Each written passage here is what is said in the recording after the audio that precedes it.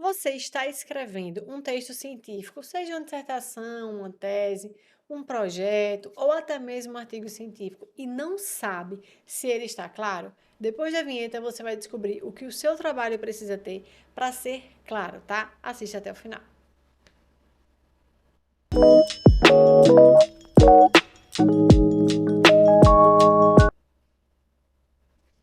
Bem, o que é um trabalho científico, né? Acho que esse é a grande questão que a gente tem que começar a falar. Um trabalho científico, ele tem como finalidade publicar, né, deixar público todo o conhecimento que foi gerado naquele trabalho, para a comunidade acadêmica ou para a comunidade em geral, né? Claro que a comunidade em geral vai ter um pouco mais de dificuldade de entender um texto científico pela técnica que ele tem, né? Mas a comunidade científica, né, com certeza vai entender muito bem do que se trata, tá? Independente da área. E quando a gente fala de um artigo científico, por exemplo, é muito importante que você tenha um trabalho claro e compreensível, porque isso facilita a publicação lá na revista científica. Já se falando de dissertações e teses, facilita a aprovação, né, na qualificação, na defesa, tá?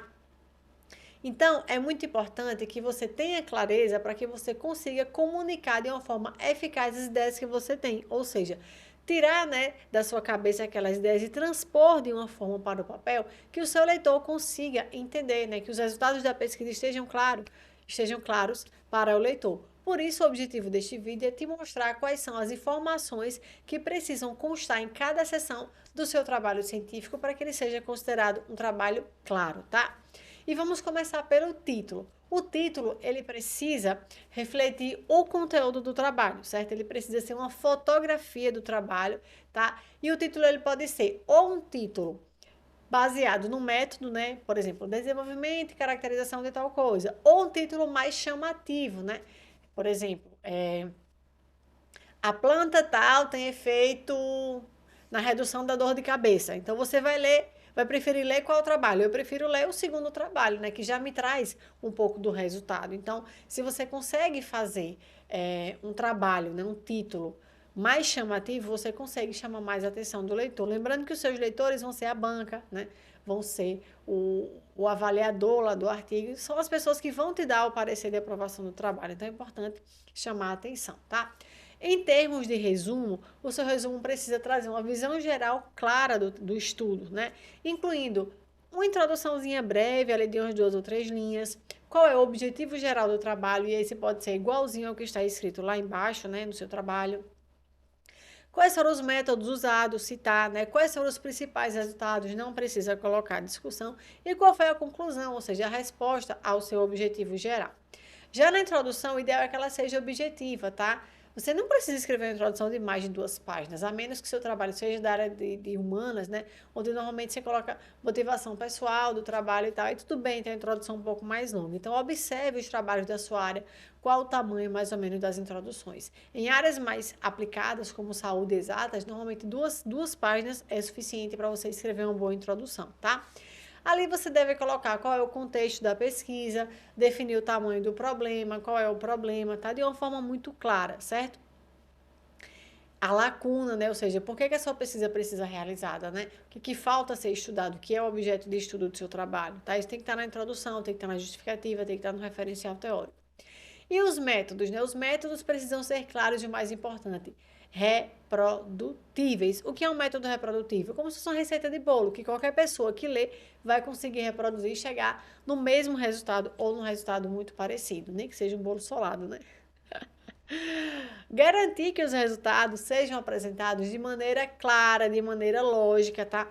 Para que o leitor consiga entender o trabalho. Então, quais são os resultados que te ajudam a responder a pergunta de pesquisa, né? Então, eles devem estar organizados nesse tipo de construção do conhecimento. É importante que você use gráficos, tabelas, quadros para facilitar a compreensão do leitor. Lembre, escrever é um exercício de empatia. Você se colocar no lugar do leitor e se perguntar: será que a pessoa vai entender isso aqui que eu escrevi, né? Na discussão, você deve interpretar os resultados, o que é que eles significam, né? Trazer outros estudos que corroborem ou não com o seu estudo. Então, dizer como que aquele estudo foi realizado, né?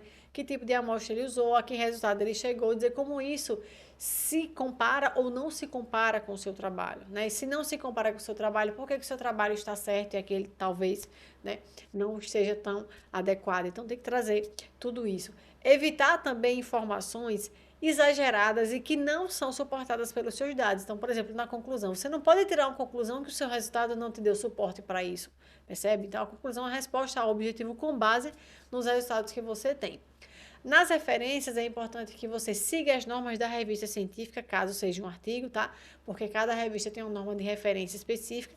Já para dissertações e teses, veja se as normas estão de acordo com a BNT, que é o que mais usamos aqui no Brasil, ou Vancouver, né? Que também pode ser utilizado, tá? É importante que você tenha o seu trabalho lido por outras pessoas, que sejam colegas do grupo de pesquisa, o seu orientador, ou até mesmo um mentor, como eu que faço mentorias, tá?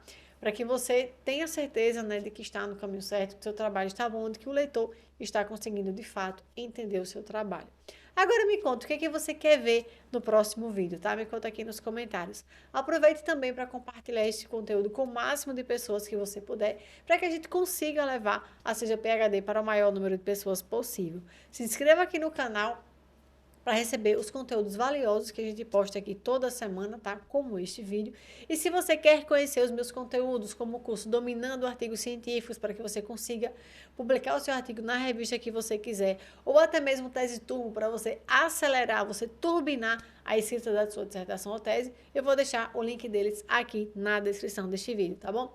A gente se vê no próximo vídeo. Até mais!